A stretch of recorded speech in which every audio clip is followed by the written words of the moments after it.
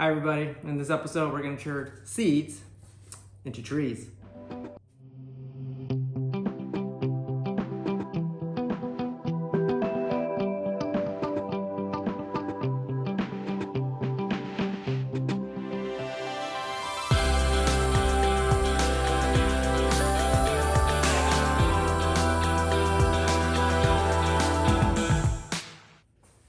Welcome back everybody. So in this episode we're going to learn how to propagate some seeds, in this case Trident maple seeds, into trees or saplings, in this case like this.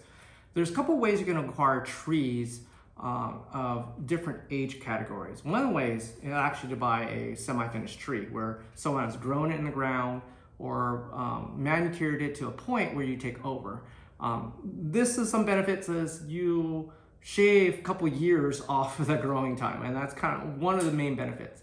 A couple of drawbacks is you're not going to watch your tree grow over those decades, so you can't really control every single aspect of that tree. You're kind of given certain senses of that tree. Other way of doing it is actually to purchase saplings from a grower, a mass producer. In this case, I got these from Ed Clark's. He was actually propagating trees. And then these could be used as whips. You can actually wire them up, put them in the ground, let them grow for a couple years, and you can develop your own trunk, okay? Some benefits, of course, you get to control that growth rate, okay? Your taper, your lines, everything you can control, okay? But again, you don't know the genetics of this particular tree until it's about that age, okay? A couple years later. So another way you can control the whole process is actually to propagate by seed, okay? Growing from seed is not that hard. If you got grown anything before, it's a really simple process, okay? And today we're gonna go through that process. Reason why I'm growing seeds is I need a bunch of saplings. I'm tired of purchasing saplings now to do some root grafting onto my bigger trees. Some of my Tridents, like one of these, they have gaps in some of that, and some of its growing holes. And my goal is trying to get that pancake nabari on it. It's trying to make it a little more kind of the Japanese style, okay? Or fill in those gaps so they're not as obvious.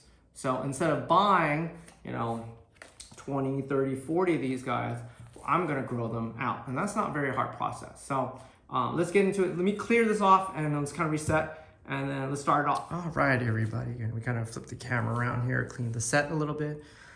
In this process, what you need to do, actually the hardest part for me was actually to find a source of seeds. In this case, these are Trident maple seeds. You can see this is the mature leaf, okay?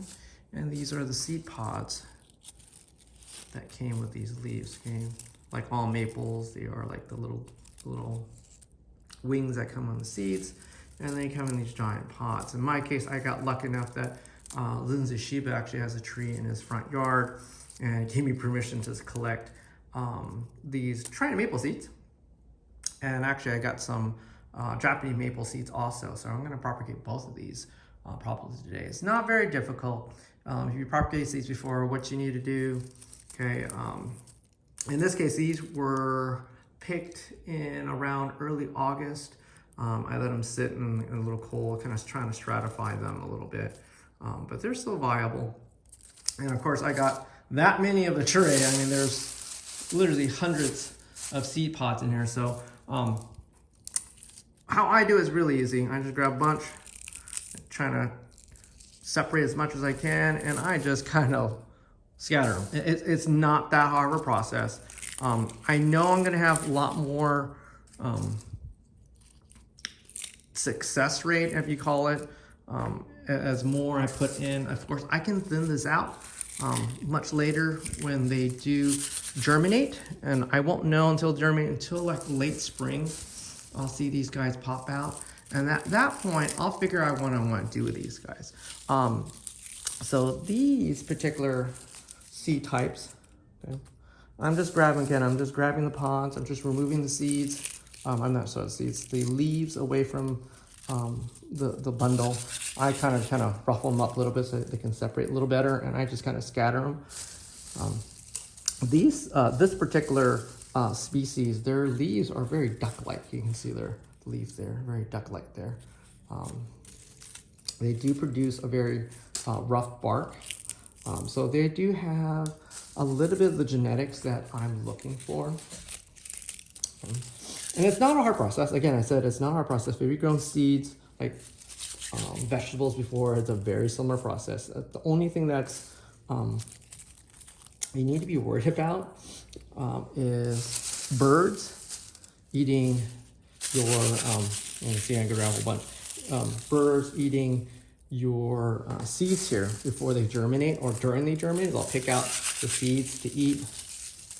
So what you could do is I'm going to put a layer of bonsai soil on top, just because that's what's available that I have here. But on the bottom, this is just perlite mix, 50% perlite and some type of organic mix that you have. I think I had EB stone left over, so I just threw what I had left over in here as my growing mix.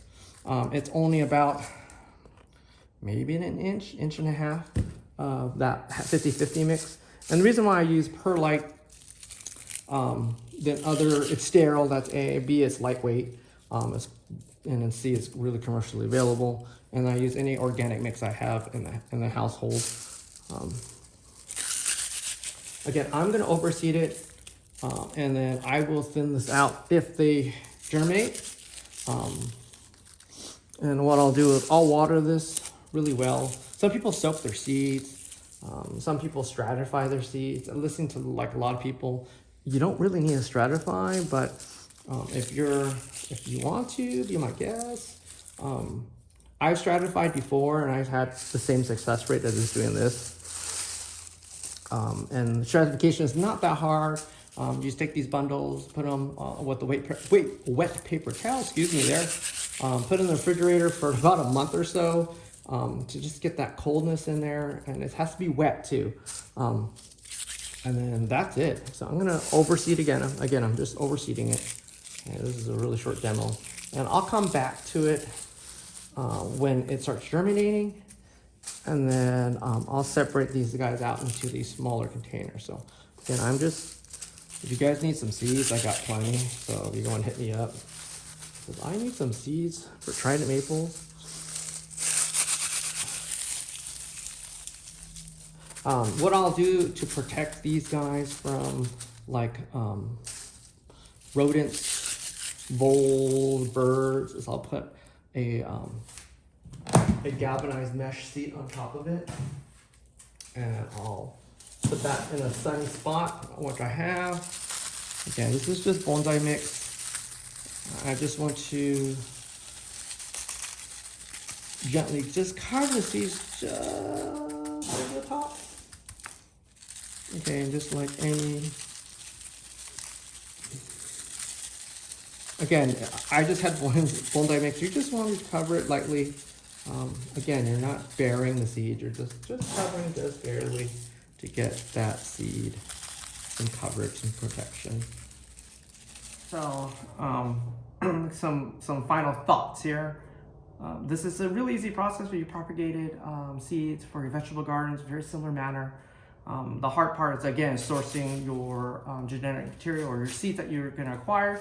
If someone has a property that has Trident maples or Japanese maple seeds, it works the same way.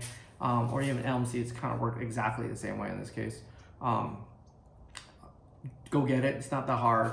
What I'm going to do next is I'm going to put like chicken wire, very fine galvanized small gauge wire on top of it. I'm going to water it thoroughly, put it in full sun, and hope for the best. At this point, nature's going to take over. I'm going to put some stones, some really small stones over this, and that should protect it from birds and rodents, anything that would actually go for the seeds in this case. Hopefully in about 3 or 4 months, we'll come back and I'll give you guys a quick update what it looks like. Hopefully in about 3 or 4 months, I should get some saplings about that tall with the first 2 leaves. And then I'll just let it grow for the whole summer. And probably the next year is where I'll start separating them and then putting some movement into it. They're still pliable after the first year. So that's kind of the great part about trying to maple seeds, and especially Japanese maple seeds, same idea. That's it for now. If I still have seeds left over, come hit me up. I'll probably mail you some, it's not a big deal. And then like and subscribe. I'll talk to you guys all later. Bye-bye.